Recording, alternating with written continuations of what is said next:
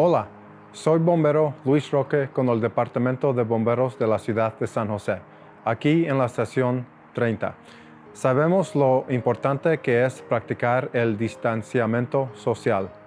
Ya sea que estemos comprando comida, haciendo ejercicio o compartiendo una comida en la estación de bomberos, mantenemos al menos 6 pies de distancia de los demás tanto como sea posible.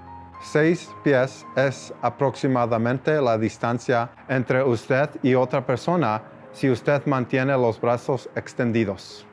Recuerde, estamos juntos en esto. Cada uno de nosotros debe de poner de nuestra parte para frenar la propagación de COVID-19.